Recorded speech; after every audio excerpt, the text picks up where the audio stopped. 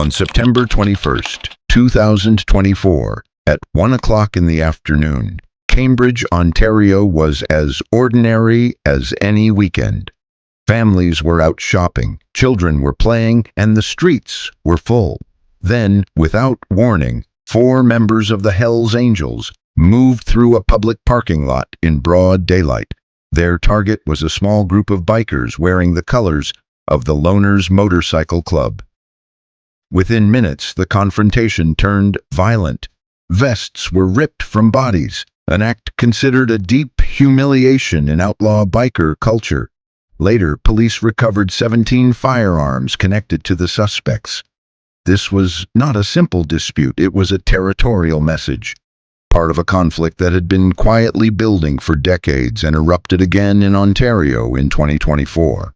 To understand how the province reached this moment, we must go back to the beginning, back to the origins of the Loners Motorcycle Club and their long, complicated history with the Hells Angels.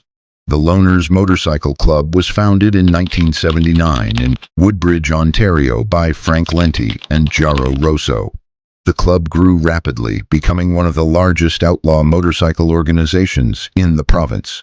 They demanded American-made motorcycles, expanded across Canada, and eventually formed chapters in Europe and the United States. By the late 1980s, the Loners controlled major drug distribution territories in Ontario. They remained independent, powerful, and uninterested in alliances. The arrival of the Hells Angels. That independence was tested in 2000. On December 29th of that year, 179 bikers from several Ontario gangs joined the Hells Angels in a massive patchover ceremony in Quebec. Overnight, the Hells Angels became the dominant outlaw motorcycle club in the province. But there was one club they could not absorb, the Loners. In the 1990s, the relationship between the Loners and the Hells Angels had been relatively friendly. Hells Angels from Quebec attended Loners events, and in 1993, their national president, Walter Stadnick, hosted a gathering in Wasaga Beach that brought together nearly every major Ontario biker club. Stadnick personally invited the Loners to join the Hells Angels. Lenti declined, but the clubs agreed to a business arrangement. For years, the Loners purchased narcotics from the Hells Angels, and both organizations profited. But the Hells Angels are known for takeovers, not equal partnerships. In 1999, the Hells Angels made a calculated move. They targeted the Loners chapter in London, Ontario. John Coates, a physically imposing Hells Angel from Sherbrooke, Quebec, was assigned to recruit members of the Loners, starting with his own brother Jimmy. Using family connections, Coates built a secret channel to sell drugs directly to London Loners, bypassing their president, Wayne Celestine. When Celestine learned of the betrayal, he reacted aggressively, stripping the men of their colors. This act of defiance placed him directly in the Hells Angels' crosshairs. On October 22, 1999, at a traffic light in Iona Station, Celestine's truck was ambushed. Shots were fired through his vehicle, but he survived. The attackers were arrested, and several men, including the Coates brothers, were charged. When they later returned from prison, they were leaders of the Hells Angels' New London chapter. The takeover had succeeded. Ontario Biker War, 1999 to 2002.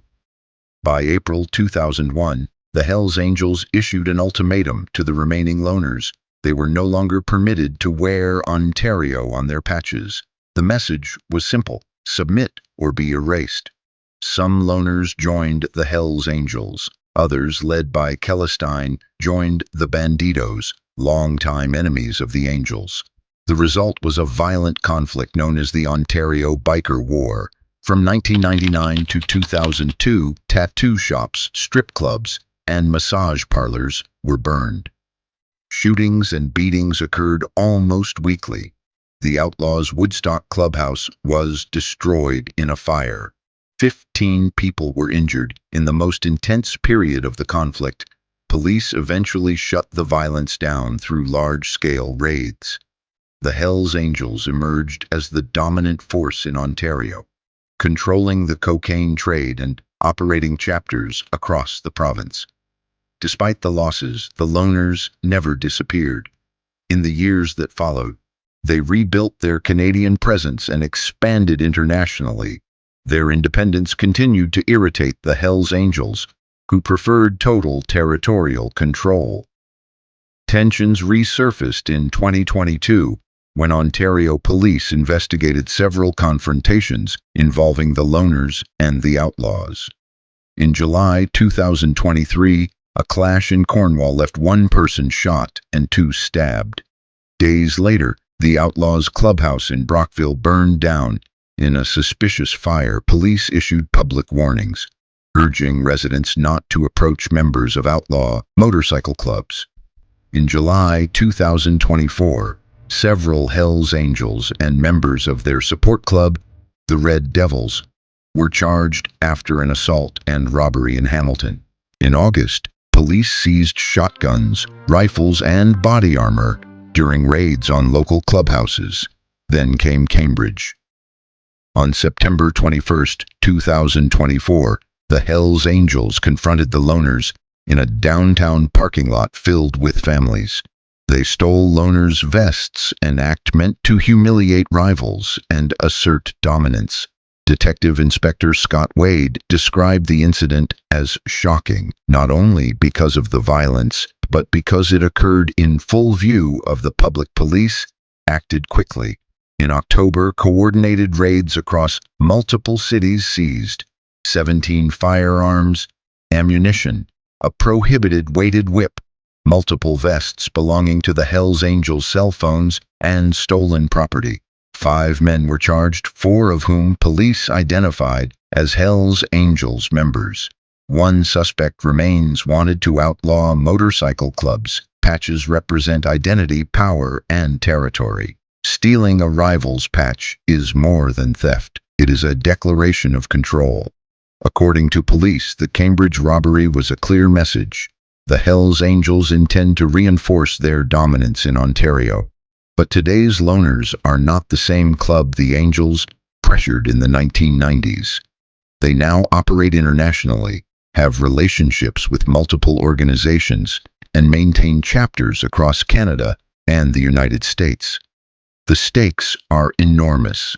Ontario's illegal drug trade is worth hundreds of millions of dollars. Control of access points in cities like Hamilton and Windsor shapes cocaine, methamphetamine, and fentanyl distribution across North America.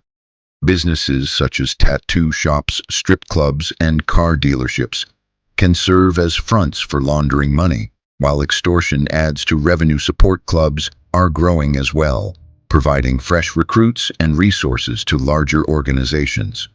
Police agencies across Ontario are increasing surveillance and urging residents to stay alert. Ontario may now be facing the early stages of a new biker conflict. The Hells Angels have shown they are willing to use violence in public settings. The loners, after decades of independence, are unlikely to submit easily. A renewed war would not only threaten rival bikers but also risk drawing innocent people into the crossfire, as seen in past conflicts in Quebec and Ontario. For now, the province waits. The confrontation that began more than 25 years ago never fully disappeared. It simply went underground.